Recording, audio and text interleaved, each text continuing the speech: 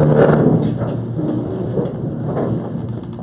pledge allegiance to the flag of the United States of America and to the republic for which it stands, one nation, under God, indivisible, with liberty and justice for all.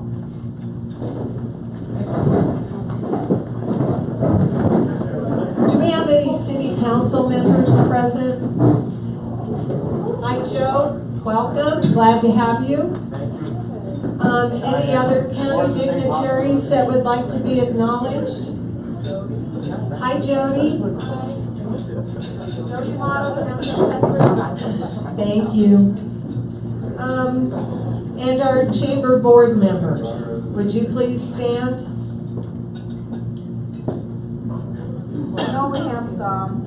And how about the chamber ambassadors? We can't get anything done if we didn't have the ambassadors. Thank you so much. And how about our office volunteers?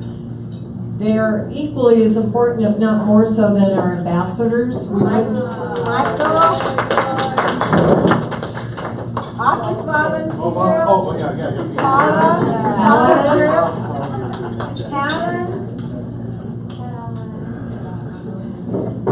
So on a somber note, I would like everyone to know that this last month we lost Dale Parks. Dale was one of our volunteers in the office and was quite an asset to the office and someone we could depend on. So keep them in your thoughts.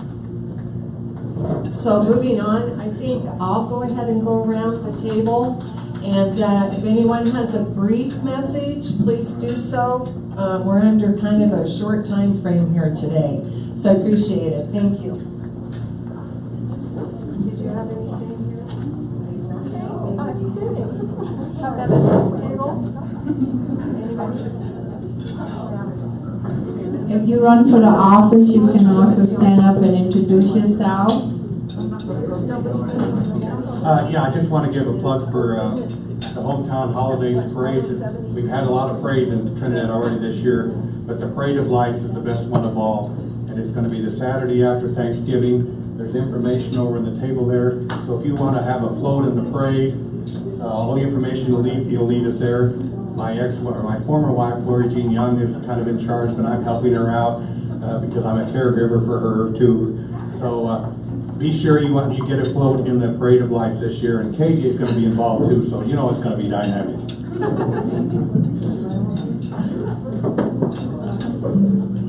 Hi everybody, I'm H.L. Bowman. I'm the one running against Peach for County Clerk and Recorder. Just want to introduce myself. Thank you. Hello, my name is Megan Serafini, and I'm one of the ladies co-opening Sita's Kitchen at 107 East Main here in Trinidad. It's a health food spot, and we hope to see you in. The grand opening will be October 1st in noon with the ribbon cutting.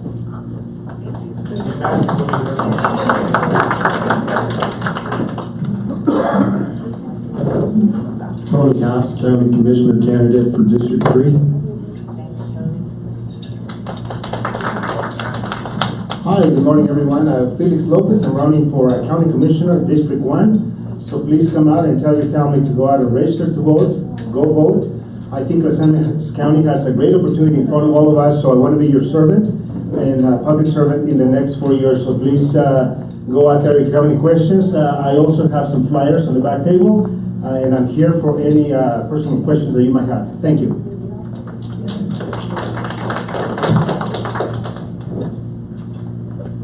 Good afternoon, Dan Rossetti, running for County Commissioner, District 3. Thank you.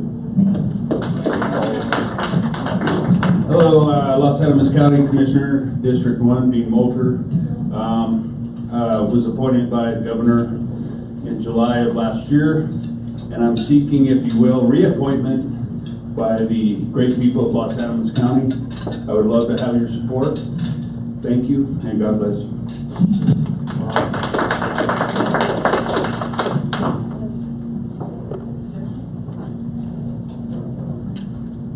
Jody Amato, Los Alamos County Assessor. I am running again this year unopposed, so I will be your county assessor for the next 4. Thank you for your support.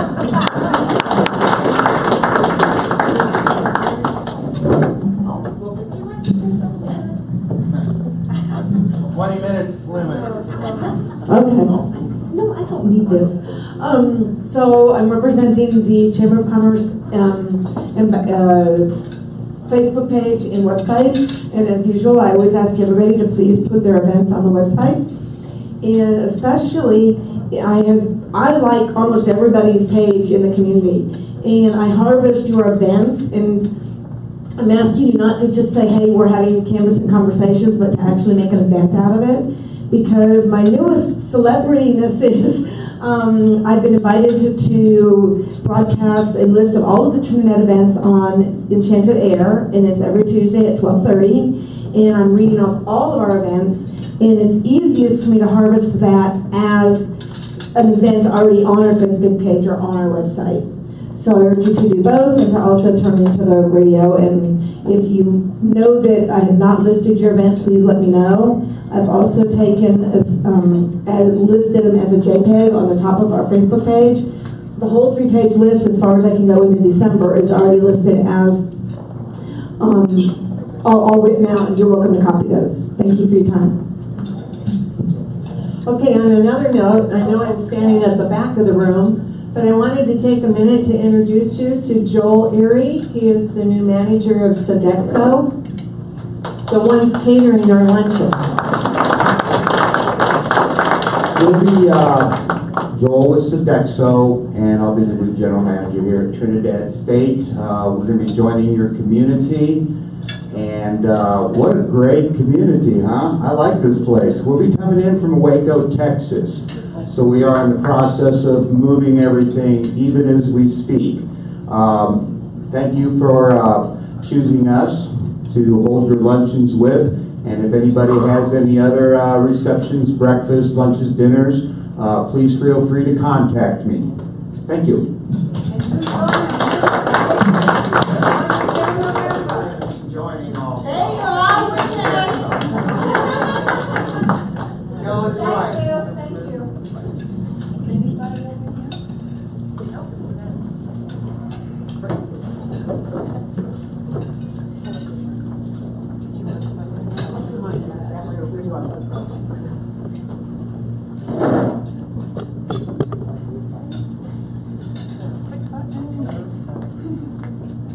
Our speaker today is Christy Worley.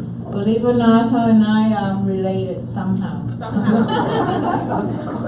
Thank you for being here. Thank you. Okay, there we go. Good afternoon, everybody. Like Linda said, I'm Christy Worley with Sangre de Cristo Hospice and Palliative Care. I don't. This one? Is that better? Perfect. Sorry, there we go. Better? Yeah. Okay. My name's Christy Worley. I'm a registered nurse with Sangre de Cristo Hospice and Palliative Care. Our office is located here in Trinidad at 1502 East Main Street. Our main office is based out of Pueblo, and we have locations in Canyon City, La Junta, and we also have a workstation in Walsenburg. So we cover a huge part of southern Colorado. So we have a PowerPoint presentation here for you guys. I'm not going to read it for you all word for word. They did that to us in nursing school, and it was not fun. But there's some information on the sheets that are at your tables. So Sangre de Cristo Hospice was founded in 1985. We are accredited through CHAP, which is the Community Health Administration Program. Yes. We are a nonprofit organization, which means that we take care of patients regardless of their ability to pay. Hospice care, it is typically ordered by a physician for people that have a terminal diagnosis that would put their life expectancy at 6 months or less, and they're no longer seeking aggressive treatment. Ooh, that's not supposed to say that. There we go. So this talks about who's eligible for our services. Usually patients will go in and see their physicians, and they're the ones that make the recommendation. We receive an order from a doctor. Although I do have to say, you do not have to be referred by a physician. It may be that you know your next door neighbor is not doing well and they're needing more help. You can contact us to make a referral, and we do all of that legwork for you. Our goal is to help as many people in our community as possible to be able to keep them at home through the remainder of their life. On this one, what the last bullet point here is stating is that people elect to have hospice care instead of seeking aggressive treatment, and that is included in your Medicare benefit. Here is one of the biggest questions that we get is, when is the best time to refer somebody to hospice services? Unfortunately, people get diagnosed with a terminal diagnosis and they become appropriate, you'll see on this timeline here, about halfway through, but we really only get to take care of these patients usually within about the last 7 days of their life. And we have the capability of helping people a lot sooner than that to improve their quality of life. A lot of times patients will decide that they no longer want to go through with any further aggressive treatments, and we are capable of coming in and helping with symptom management at that time. One of the points on here that I see, I've been with hospice for about 6 years now. The patient initially may improve on hospice services, and we see that happen because the way that care is provided and the care process, it tends to focus more on their quality of life. So it appears like they're improving, and it's not necessarily an improvement per se and they're going to lose their benefit. It's more so that their quality of life has been improved without making them sleep all the time. Patients can be in hospice care for more than 6 months. We actually have patients that have been with us for longer than that.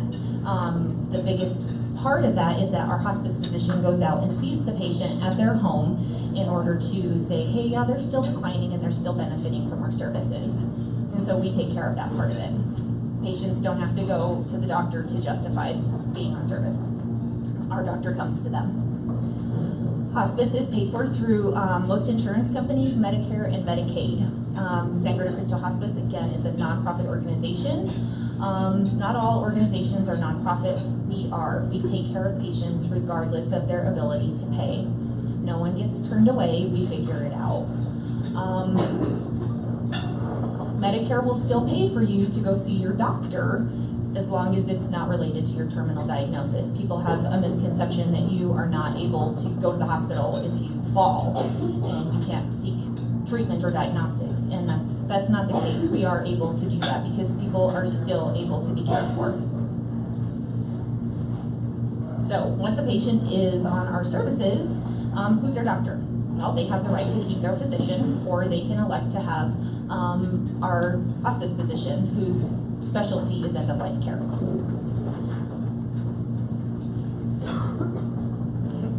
What about going off of hospice? Funny story, people do improve and they do graduate from hospice, and they actually kind of get angry when we discharge them. And so there is that possibility that it does happen occasionally, and it's that they've been managed and some medications have been changed, or they go into remission. Patients also have the right to stop hospice services on their own without penalty. They are able to, well, today I feel great and I think I'm going to go have some more chemo. That's completely fine. You're able to do that, and you're able to revert back onto your insurance the way that it was before. And then you are still eligible to come back should that not work. We encourage people to, you know, if that's what you need to continue to try and try, absolutely. We'll take care of you when it's time. Some of the unknown benefits of hospice care. We take care of the hospice Medicare benefit, and your insurance benefits include your medications that are related to your terminal diagnosis, as well as pain and symptom management medications. Sometimes we find that patients live longer on hospice services. That is entirely possible. And we also provide things like your oxygen and hospital bed, walkers, wheelchairs, canes, those kinds of things. We also have bereavement services for 13 months afterwards, as families are trying to cope as time goes on. Sometimes we have a little bit more difficult time. Initially, it may not be too bad, and then after a while, we see that that comes on. And so we do have bereavement services to help people all the way through. So these are some of the different roles that we have as part of our team. We have the hospice physician in this community. Dr. Kevin McClintock is our hospice doctor. He oversees the care of the patients here. And he also works in collaboration with their primary care physician should they elect to keep their primary doctor. We do meet every other week to discuss patients to make sure that we are meeting their goals. The other services that we have an RN case manager who makes sure that the patient is seen based off of their acuity levels. They manage their pain and symptoms, and we also supervise the care of the others that help to care for the patient. We have the ability to place a home health aide in there that comes in to help with the different cares, including your bathing and dressing, some meal prep, light housekeeping duties, companionship errands, those kinds of things. We have a non-denominational chaplain who comes in to help provide spiritual support. We also have a social worker. She's a medical social worker, so she helps us with the psychosocial part of the death and dying process. She also helps to provide the bereavement counseling. One of the biggest things that she does is she helps with having the difficult talk about being a do not resuscitate, finding funeral home arrangements, those kinds of things. They're all very difficult conversations to have, but it's really important in order to have some plan put in place. We also have, this is also my medical social worker, she does this part where she gives the counseling through the process afterwards. One of the things that is really important to me is that she also provides counseling to our community, and our community unfortunately has suffered loss of children and in different ways and manners, and we have been there in every single one of those instances to try to help out, to provide the counseling and support to the peers of those that have passed on. We do have the capability of putting together support groups that are specifically based off of the age ranges of the children, and we are always willing to go in and provide them on a neutral ground so that people have that support. It's very difficult when it comes to the kiddos, and so we do have that available. We also have volunteers, which everybody in this room wants to volunteer to work for hospice, right? We have volunteers, and they go in and they have lots of different roles that they're able to do for us. This helps to give the caregivers a little bit of a reprieve. They're able to help provide a few different services for them, and it's, you know, a way to give back to these people that need help. We also have a palliative care program, and this is guided towards people that are still seeking aggressive treatment, but they also need some pain and symptom management. There are many different diagnoses that are eligible for this. We work with their primary care physician, and we also help to guide through the medical system, and that it's not necessarily a nursing-based program, but a social worker-based program in order to help navigate through. But with the nursing, we do help somewhat, so we can help to provide the education of what the patient is going through as they're receiving chemo and the signs and symptoms that need to be managed. Some of the other things that we provide, we do have volunteers that provide 11th hour sitting, which is basically when somebody is at the final time of their life. We have volunteers that will go and sit with a patient so that they're not alone. Sometimes it's just being there that matters and counts in order to help.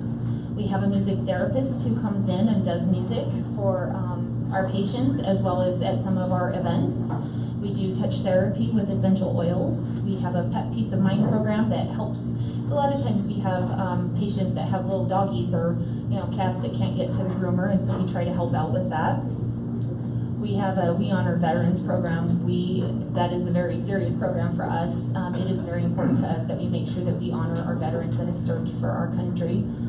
And we also help with advanced directives. You guys have probably seen or heard. We're not here. Sorry. We have been putting on some programs for advanced directives in order to get everybody, with their living wills put in place and trying to help out with that in this community. So we have advanced directives, so it just helps to put into place what it is that you would like should you need emergency services or when your time comes. So it helps you to pick out somebody that is on the same page as you, which is really, really important, that is going to make those decisions for you, make sure that they know what you want, and that we focus, that they focus on your values and goals, and that they will speak on your behalf when you're not able to do so. So there's a little bit more information on it. Some of the questions to ask yourself. Cindy's going to step up here in just a few and she can give you a little bit more information. But this planning that takes place, it helps for people that, if you do not want to be resuscitated and you know that, then you really do need to have that information put in writing and signed by a physician so that they don't go in and do CPR. God forbid you're in a car accident and they are not able to find your information, they're going to save you. They are going to try to the ends of the earth to save you. If you have this information put in place and they can get to it, then they will follow your wishes. So these are the medical durable power of attorney is the person that you want to act on your behalf, and then the do not resuscitate order. If at any point in time anybody is interested in having a presentation done regarding advanced directives, then they can go ahead and give us a call at our office. And we can also provide you with the booklets with the information in order to get them filled out and put in place. So, when are we available? 24 hours a day, 7 days a week. We have on-call services, so if something happens in the middle of the night, we are there for you. We are completely devoted to our patients and the care that they need. It's not just an 8 to 5. People don't, pass away at between 8 to 5. So we're there the entire time, available by phone and then out to make a visit if necessary. So we do have the capability of serving patients in their home, in the nursing home, assisted living facility, and we also have an inpatient unit in Pueblo. It's a 10-bed inpatient unit for patients that need a little bit more aggressive symptom management, but we do have that available. It's a beautiful location. I believe it's up on our website where you would be able to go and look at pictures and see. It's 10 private rooms, and Dr. McClintock works there too. Those are our locations: Pueblo, Trinidad, Walsenburg, Canyon City, Fowler, La Junta. And there's our phone number. So at this time, I can either take questions or I can have somebody come up. Questions first. Let's do questions. Okay, yes. Do you guys take any sort of donations, and is there anything in particular that you might need, like socks or? That's a great question. We do donations. There is that capability of doing a monetary donation, or in the wintertime we do a sock drive. We ended up with over 500 pairs of socks last year to help to put on the feet on the feet of our patients. In assisted living facilities and nursing homes, their socks tend to get lost. And what better way? It's not an expensive thing. You can go pick up a set of socks for $5 and take it in, and they get so excited that they're getting those. It makes them so happy. In terms of other donations, there are different things that we do. We do have an estate store in Pueblo that sometimes will take in different pieces of furniture or that kind of stuff. So we do in all different aspects. Cindy oftentimes puts it into the newspaper, the things that if we're currently looking for anything. So, absolutely, thank you. Are you still doing the arts and crafts drive? Never stopping. Yeah, we're Never not stopping. So currently we are doing an arts and crafts supply drive.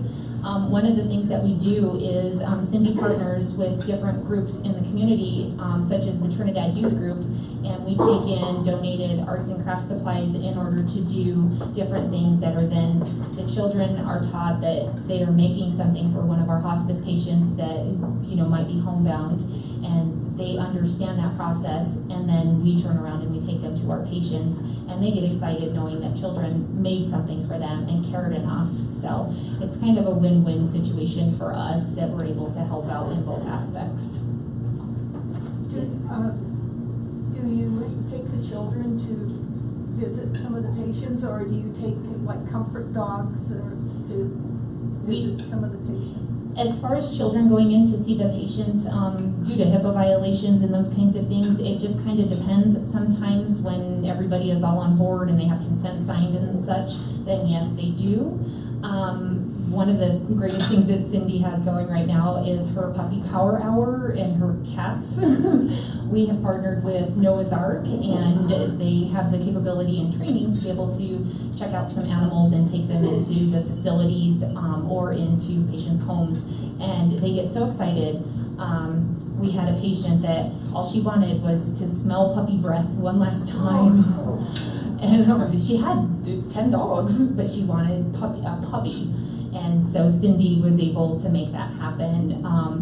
Probably within the last day of her life, she was able to have a puppy, and all she wanted was to have that puppy lick her face. And so that's what we did, and the things that we do in order to help provide those final wishes. I said the same thing. I'm like, a puppy? She has dogs that are smaller than that puppy. But she wanted it to be a puppy, so we made it happen. So absolutely. She also takes the cats and dogs up to Walsenburg to the vet's home, and it's not just for our hospice patients. She makes it so that anybody there can come in, and they love it when the animals come in. They seeing these grown, big, burly guys, and they got little kittens. It's absolutely adorable, and that's putting those smiles on their faces is, you know, what helps us do what we do. Yes, sir. Most people, when they think of hospice care, they think, well, people are going there to die in their last days and everything, but obviously some people leave hospice. And can you document a few cases where you've had miraculous recoveries as a result of their care in hospice, where they've been discharged and there's just no apparent reason for their recovery? It does happen, and I'll tell you why. And one of the things that I have picked up on, as people, we go to our doctors, and maybe we have congestive heart failure and we've got some lung issues going on, and they have us on all kinds of medications. Well, as we age and change and our weight changes and, you know, our activity levels change and our food changes, our intake, they forget to adjust our medications. And so when hospice comes in, the nurse is out to see them at least once a week. You know, you see what they're taking, and every time you go in, their blood pressure is 80/40, and their heart rate's down in the 40s, and they're still taking all of this medication that affects it.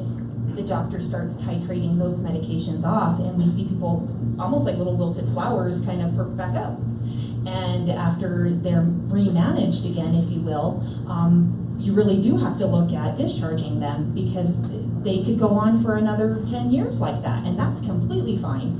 Like I said, sometimes people get a little, sometimes they don't want my services, and then when they no longer need them and they've graduated, then they get a little upset, because, you know, that's what we do, is we go into your home and we take care of you to the very end, and they, you know, we all become attached to a certain degree, but sometimes they graduate, and so we just have to remind folks that, hey, I'm telling you that you got more life to go.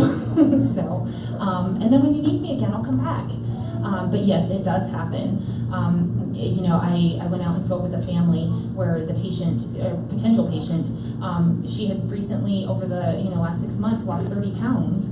And she's dizzy all the time, but she's taking medications that are pretty strong. And so, I said, you need to probably go back to your doctor and talk to them about adjusting your medications, because I can't honestly say that you have 6 months or less. So it does happen, and we love those stories too. It helps. We also have those patients that don't graduate, and when we do have those patients and they come to us and they, like you said, oh, we're only going to hospice because we're going there to die, that's not always the case. A lot of times our doctors prescribe medications a little bit differently, and we get their symptoms under control, and then they're happy again, and they have some quality of life. We can't change the quantity of life. Nobody can. We can't change those days. But we can absolutely change the quality, and we give it our best shot every time. And we have patients that come to us that are praying for death because the pain is so bad. But adding a couple meds here and there will improve their quality, and they're good to go and wanting to go see the Grand Canyon. I have a guy right now that's his goal, is he wants to go to the Grand Canyon, and we'll help to make it happen. So, yes. No, you have 2 more questions. I do? No. Anybody else? Questions? I'd just like to say something. Absolutely. Now, the husband of my wife has been a nurse for 29 years. And she finally retired. She worked at the state nursing home for that. Well, 32 years she worked at the hospital and combined with the nursing home. And every day when she would come back to the house there, I could tell on her face if something happened to one of her little residents. I mean, it showed on her face where she was really disturbed, really down in the dumps. And that's what I want to say about hospice and how this nursing works. It's a tough job, and I would want to be in your position. And I just want to say thank you to Trinidad State Junior College for trying to get the 4-year nursing program here. I think it's excellent to what they're trying to do. So I know what you guys go through. I've seen it for 29 years, and all I can say is God bless you all nurses, because without nurses, we're nothing. Thank you. Thank you.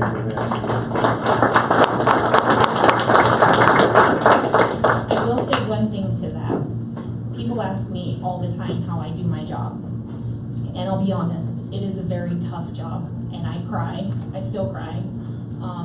But the difference being is when I decided to become a nurse, I did it because I truly wanted to help people. And being in other healthcare situations, you're not always able to do that. You are passing meds and documenting in order to save your behind.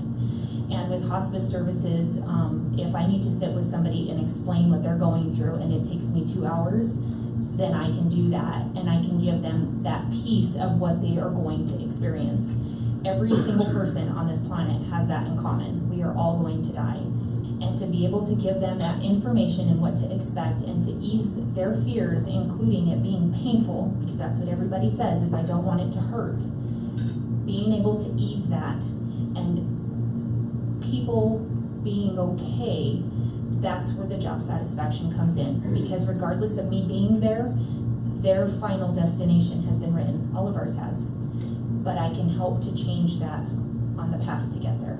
I just have to say one other thing is that, you know, one thing that my wife told me about working as a nurse and that is that you see people every day that she goes to work, and when she loses somebody at the nursing home or whatever, it's part of their family. I believe all nurses and that take care of our elderly or even our whatever, the younger people, become part of their family. And it's tough, when somebody loses somebody. My wife always told me it's like losing part of your family. So, absolutely. Again, thank you. Thank you. Cindy, you want to come up real quick? Thank you guys for your time.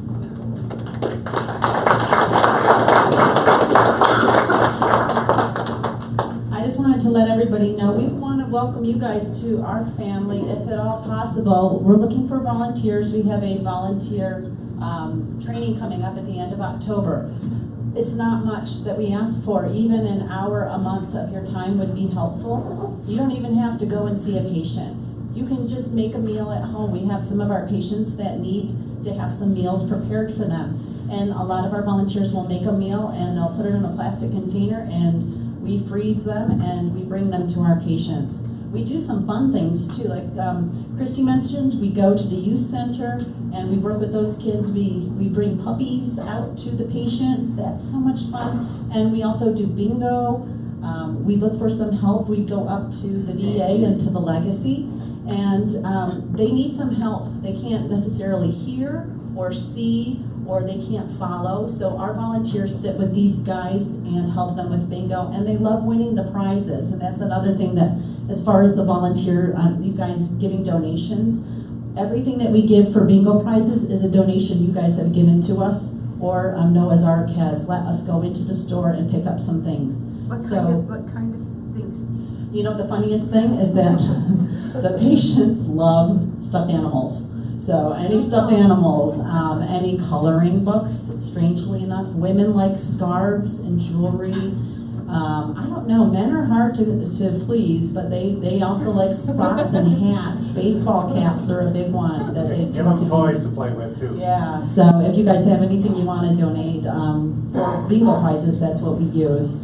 So if you're interested, it is a one-day on a Saturday coming up in October. We'd love to just have you guys help us out with our volunteers. And we're also doing a community bingo with the Legacy. This will be, the next one will be October 11th, and it's for the whole community. We're trying to reach out to the community and kind of work with them to just bring hospice out there in different ways besides the medical stuff that we do. We want to work in the community.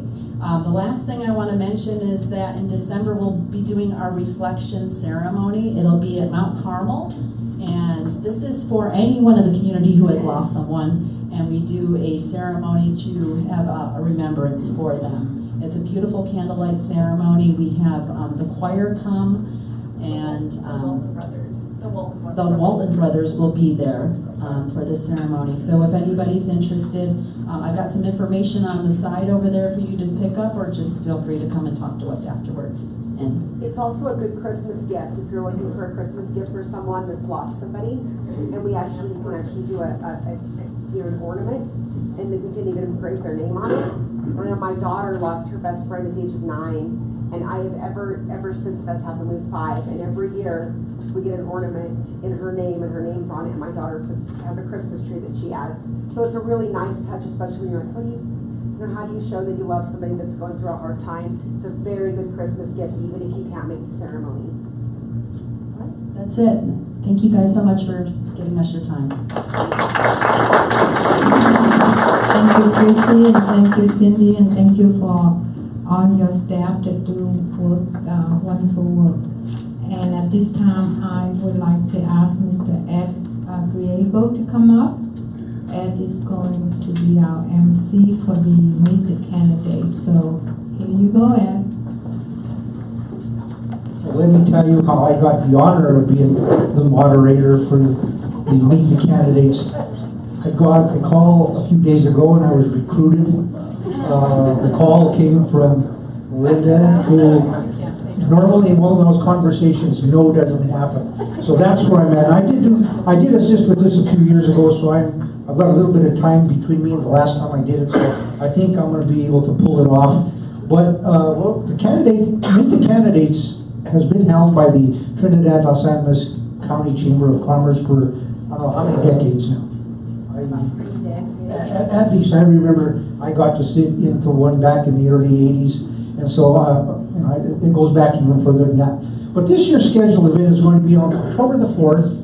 It will be at the Masari Performing Arts Center, and right tentatively at this point it will begin at 6 p.m. Now I do see that the number of the candidates for the various offices are here today. So I do, before you leave today or call me after, give me a good convenient number to keep in contact with you. First I need your, let me know that you're going to be there. I need a commitment that you will be there because I need to set up the final schedule for that evening. Let me know that you will be there, or give me a number that I can call you, and if any changes or anything was to occur. So please give me your contact information before you leave today, or if not, you can call my office at Grego Insurance, 846-9871, and ask for me, and you might get to me in a couple hours. In any case, for those of you that are here and are planning on attending as candidates, I will tell you what the format of the evening will entail. At the beginning, and I will see, depending on how many people we have that evening, how many candidates we will have on the stage at one time. but you will have an opening statement, and you will be allowed 5 minutes to make an opening statement. That's the point where you can chronicle your life or give any personal information or whatever you feel is appropriate in an opening statement. From that point forward, after all candidates have made their opening statements, we will have questions. We will have a panel comprised of 3 members of the press. At least 3 members of the press will have questions that you will be able to provide responses to. There will also be an opportunity to answer questions from the audience. When that is all concluded, you will be allowed another 5 minutes to provide a closing statement. I will remind you that it will be timed, so in the statements, your opening and closing statements, be as concise and factual and to the point as you can, because you have 5 minutes both sides. Now, for those of you like Jody who are unopposed, you too are invited if you want to make any statements that evening as well. But I know for those seats that have more than one person seeking the position, I would expect that you would be there. This is a time-honored event that has been conducted for, again, several decades, and it's been pretty much a tradition that the candidates for public office in Los Angeles County attend. So again, contact me and let me know that you're going to be there so I can set the time schedules up and try to have as well organized an event as I can for that evening. If there are any suggestions by anyone that has attended before and you think you want to provide some suggestion as to how we should conduct an evening, I'm open to suggestion. Tom, will you be there that evening? Okay. We will also be honored by having Trinidad Times TV Channel 71. Mr. Tom Murphy will be recording and will be live broadcast, Tom, or just? I think so. Okay. I'm having problems with Wi-Fi sometimes, and so sometimes it's better that I record it and then post it later.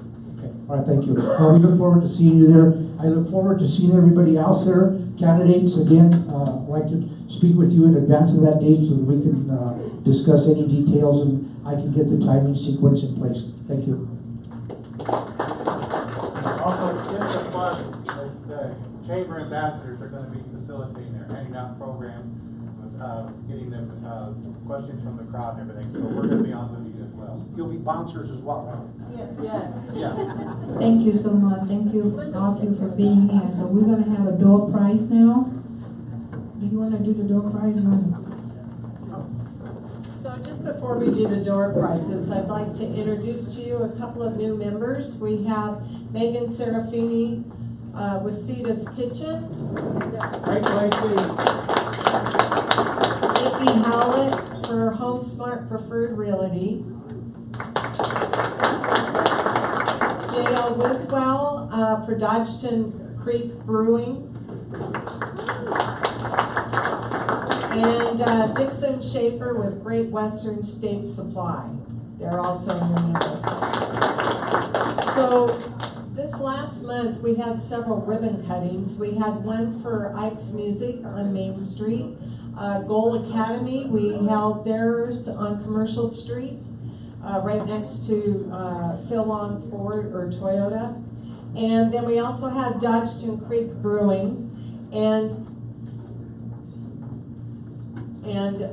we had Dodgetown Creek Brewing, and then we also had Home Smart Preferred Realty. Coming up October 1st, we will be doing a ribbon cutting for Sita's Kitchen. So we'll be putting out more information on that. I don't know if it's going to be noon? Noon. Okay, on October 1st. So for those of you in the business community that can be there and help support the ribbon cutting and show your support for the new business, please do come. October 1st. So where? 107 East Main. Yeah. Yeah. Thank you. Okay, so let's start with the drawings for the.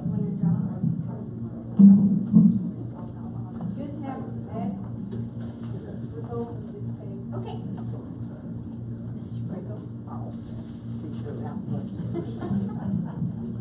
The first winner is Pat PPT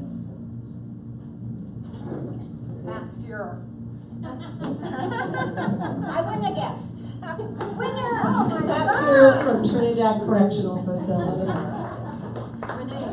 Okay,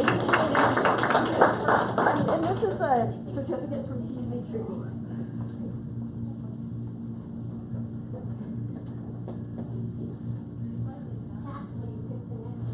My name's already out. I took it out, I let it go. And the next winner, Jody Amato.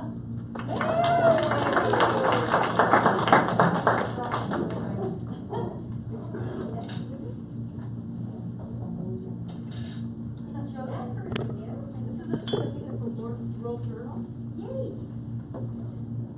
Next, Linda Perry.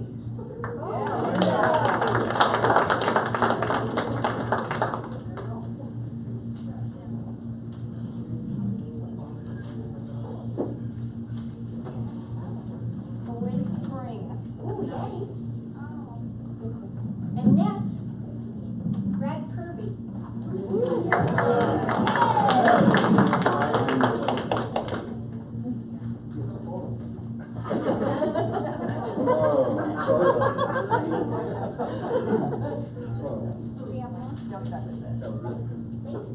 Thank you, everybody.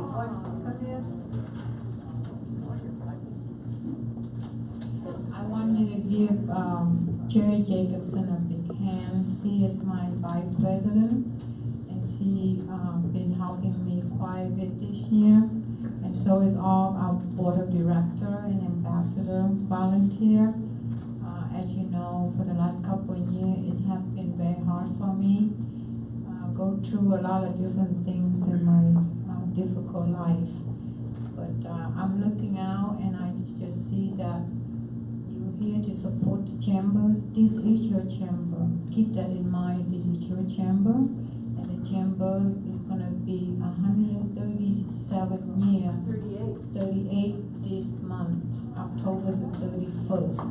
So it's something that we are proud of, and I want to thank you so much. I call you my sister. Thank you, everybody, for all of your support and your continued participation. Thank you. One more thing that I want to make announce, if you are veteran out there, is there any veterans out there? Okay, for Friday, this coming Friday, September 21st, the minor football team is going to honor all veterans of Los Angeles County. So if you're a veteran or you knew a veteran of your family, please let them know or call me. My number is 846-8223. I need their name and their branch. We're going to meet at 6 p.m. on Friday because the football player want to do this for our veterans. So please support the team. Thank you, and thank you so much. We will see you next month, next luncheon, October 17th. Thank you.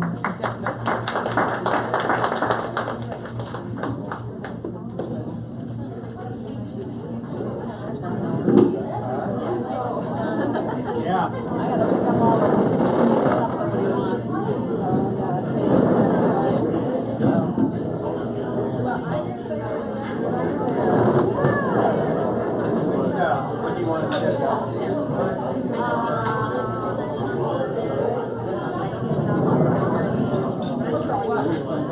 Sunday.